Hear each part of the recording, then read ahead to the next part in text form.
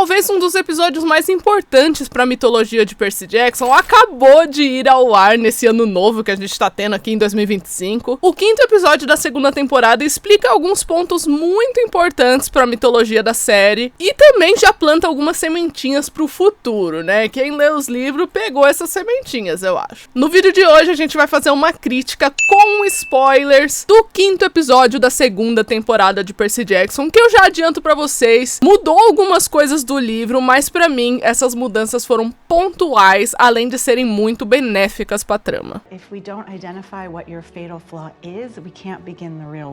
Oi pessoal, sejam bem-vindos a mais um vídeo do Plantão Geek. Eu sou a Miss Walker e hoje trazendo aqui pra vocês uma crítica do 5º episódio da segunda temporada de Percy Jackson e os Olimpianos, né? Essa série que tá em primeiro lugar ali no catálogo da Disney, merecidíssimo, diga-se de passagem, eu tô gostando muito dessa segunda temporada. Inclusive tá rolando vídeos semanais aqui de Percy Jackson no canal, né? Então se você perdeu alguma das outras críticas, eu vou deixar aqui no card pra você dar uma olhada. E é claro, se você curtiu essa temática, não se esquece de se inscrever no canal e deixar o seu like, porque isso me ajuda demais, tá bom? Você também pode comentar aí embaixo o seu momento favorito do episódio pra gente curtir ali tudo juntos, né? A gente vai debatendo, comentando tudo, fica uma maravilha.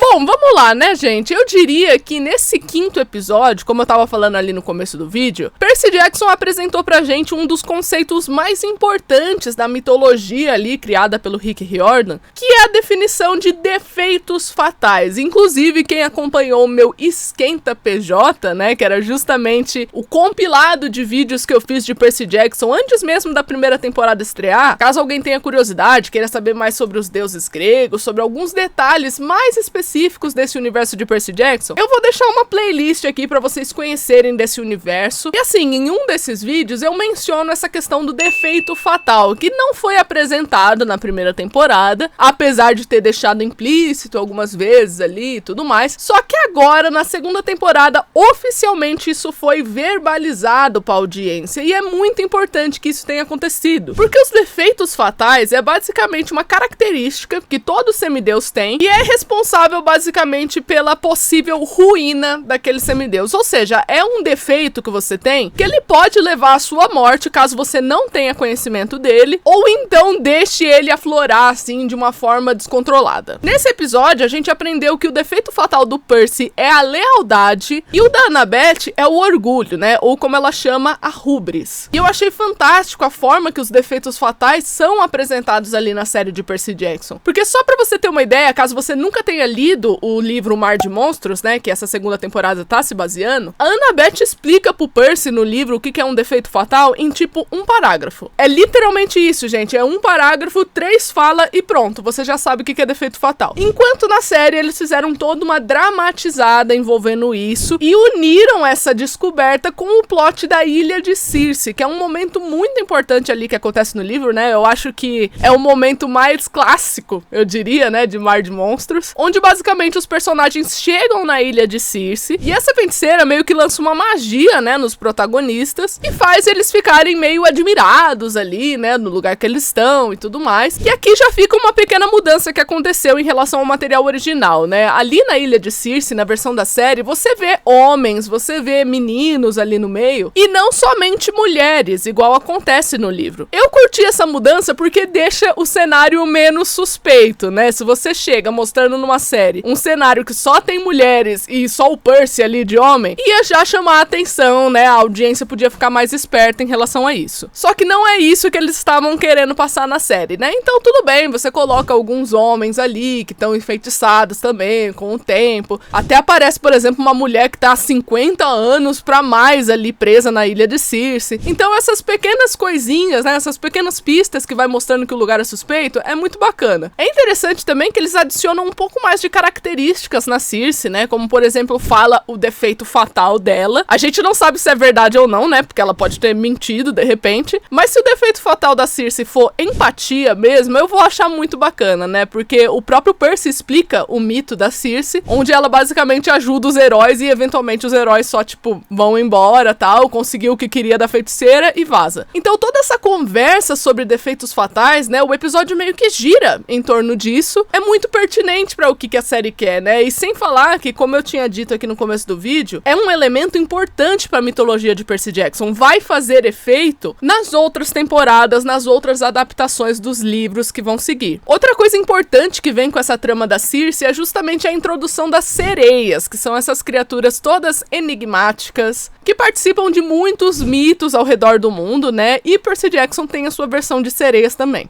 E, cara, eu preciso falar que a cena que elas aparecem realmente é assustadora, né? A forma que elas estão caracterizadas já é assustador. E aqui também acontece uma pequena mudança do material original, né? Enquanto no livro a Annabeth pede pro Percy pra ser amarrada no mastro porque ela quer ouvir as sereias, né? Ela fala que isso vai ajudar no conhecimento dela e esse tipo de coisa. Na série eles fazem uma dramatizada diferente, né? Eles colocam ali a posse da cera, que pode tampar o ouvido dos personagens, com a Circe. E aí no final a feiticeira acaba atrapalhando os personagens mais uma vez quando ela recupera esse pote de cera. Eu achei muito mais legal, muito mais urgente esse tipo de coisa que aconteceu, né? Traz uma urgência maior pra cena, traz um desespero maior, né? Eu acho que quem não lê o livro pode ficar, ixi, e agora, né? A feiticeira atrapalhou o rolê. E eu acho bacana a versão da série que a Annabeth não quer ouvir a sereia, sabe? Eu acho que no livro funciona porque deixa ali muito evidente o defeito fatal da Annabeth, né? Dela sentir que ela consegue lidar com as sereias e ela vai vencer tudo isso e beleza. Só que na série, eu acho que pela maneira que a Annabeth é apresentada, dela reconhecer o perigo e tudo mais, ela não ia gostar de ouvir as sereias, sabe? Tipo, ela não ia falar, ah, eu quero ouvir esses bichos, quero ver o que acontece. Não. A forma que eles fazem na série é a Annabeth acreditar que ela pode vencer as sereias, que ela é capaz de fazer um plano maravilhoso que a mãe dela vai reconhecer e tudo mais. Tem essa questão do orgulho, né, muito evidente, já que é o defeito fatal dela. Então eu admiro muito a capacidade que a série teve aqui de passar exatamente a mesma sensação, que é esse negócio de deixar o defeito fatal da Annabeth em evidência, só que a construção da personagem no livro e na série é diferente, o que exige algumas mudanças. Então é por isso que, por exemplo, você não tem uma cena da Annabeth toda disposta a ouvir as sereias. E vamos combinar, todo mundo conseguiu ser enganado pela visão de Atena, né? Eu confesso que eu fui enganada. Quando apareceu a Atena surgindo lá pra salvar a Annabeth das sereias, eu já comecei a achar uma bosta, entendeu? Eu olhei assim e falei, ah não, estragaram a cena das sereias. Porque isso não poderia acontecer, né? Da Atena super reconhecer a Annabeth, não sei o que. Pô, e acabar com toda aquela questão dramática da Annabeth, dela sentir falta do amor materno, né? Dela saber que o amor que ela recebeu é condicional, tem algumas condições pra ela ser amada. Inclusive, né, deixa eu só fazer um parênteses que eu achei muito bonito a Annabeth falar que ela reconheceu que o amor não era condicional quando ela conhece o Percy, porque o Percy tem uma mãe que ama muito ele e tudo mais. Ela até fala que o Percy merece voltar pra mãe dele por conta disso. Então muito fofa essa relação aí que a Annabeth descreve do Percy com a mãe dele no ponto de vista dela, né? Então assim, quando acontece a visão de Atena, eu já comecei a achar uma bosta. Eu falei, gente, eu não acredito que eles estragaram a cena das sereias, como assim? Mas aí depois revela que isso é parte da visão da Annabeth, né? Sensacional, gente. Numa dessa você intensifica o poder das sereias, porque você conseguiu enganar até mesmo a audiência, sabe? Eu fui perceber nos 45 do segundo tempo que alguma coisa tava errada com a cena, mas mesmo assim eu digo que eu fui enganada completamente, sabe? Então muito bacana a forma que montaram tudo isso. Eu sei que tem uma parcela da audiência que pode ter ficado frustrada com um corte de uma cena que envolve uma bolha, digamos assim, né? Eu não vou dar detalhes nem nada assim pra não dar um spoiler, né? Mas digamos que a dinâmica do Percy e Annabeth ia entrar em contato ali com uma bolha. Vamos falar dessa forma, né? E assim, apesar de eu ter sentido falta também, eu assumo, né? Porque é uma cena muito fanfiqueira do Percy e da Annabeth que acontece. E a gente que gosta, né, dos personagens surta e tudo mais. Eu acho que pra série, considerando que eles inventaram muitas cenas do Percy e da Annabeth pra plantar essas sementinhas românticas, se acontece uma cena descrita como a da bolha, né, que eu coloquei aqui, né, nesse vídeo, eu acho que ia ficar muito assim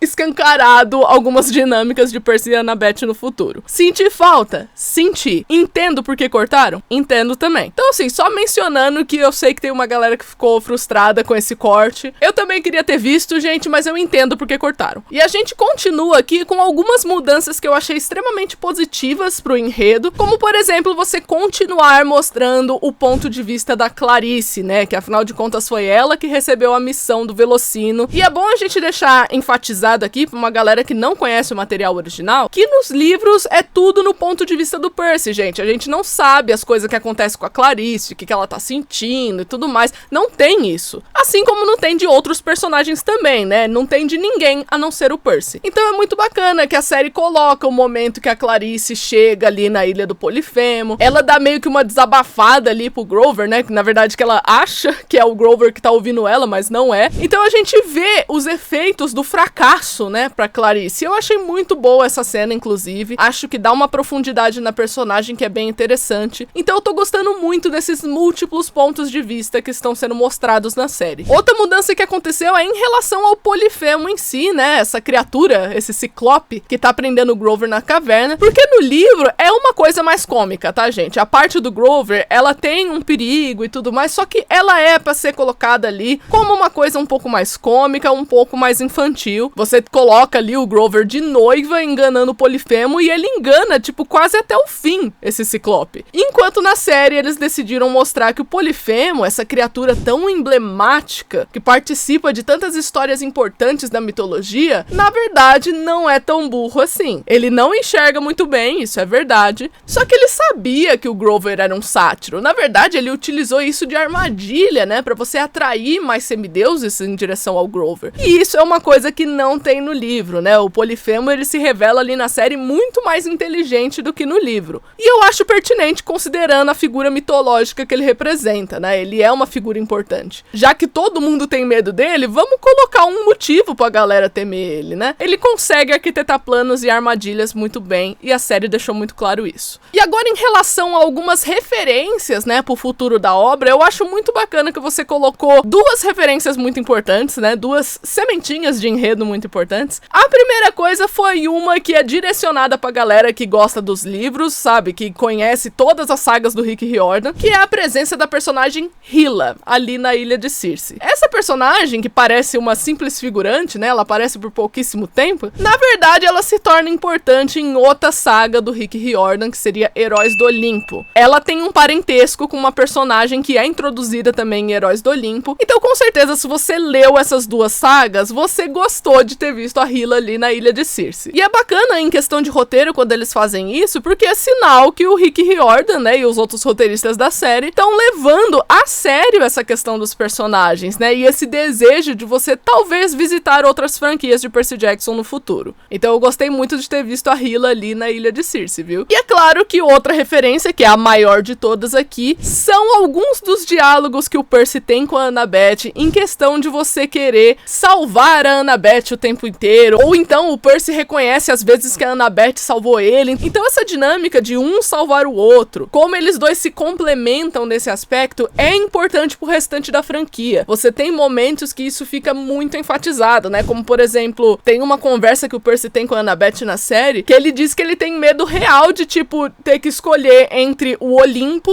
e a Annabeth. Ele fala que ele queimaria o Olimpo muito facilmente se fosse pra salvar a Annabeth. Ele tem medo disso, né? Porque tem tudo a ver ali com o lance da profecia, de você ter um filho dos três grandes que pode destruir o Olimpo. Então essa relação do Percy com a Annabeth, né? Como eu falei, eles se salvam o tempo inteiro, é uma referência ambulante a outros eventos e outros enredos que tem ali mais pra frente nos outros livros. Não somente dessa franquia dos Olimpianos, como também da franquia de Heróis do Olimpo, que eu tava mencionando agora há pouco. Então é muito importante você ressaltar isso na série desde já, na sua segunda temporada, pra que assim, na medida que você for construindo a série, isso fica algo muito natural pro telespectador absorver. Então, em questão de roteiro, eles estão fazendo certinho essa parte da dinâmica do Percy e da Annabeth, tá? Eu gostei muito desse episódio, né? Eu ainda prefiro o episódio 4. O episódio 4, pra mim, foi o melhor episódio que Percy Jackson já fez, não é nem da segunda temporada apenas, mas juntando a primeira e a segunda temporada, o quarto episódio foi fantástico. Eu diria que esse quinto episódio entra no top 3 facilmente, tá, gente? Eu gostei bastante, foi importante pra trama e teve um ritmo bem interessante também. So if I had to choose between saving you or saving Olympus, Annabeth, I burn it all down. Mas agora eu quero saber de vocês, né? O que vocês acharam desse episódio de Percy Jackson? Vocês curtiram a adaptação de um dos capítulos mais importantes ali do livro de Mar de Monstros? Comenta tudo aí embaixo que eu vou querer saber, tá bom? E é claro, não se esquece de se inscrever no canal e deixar o seu like, porque isso me ajuda demais. E eu vejo vocês no próximo vídeo. Tchau!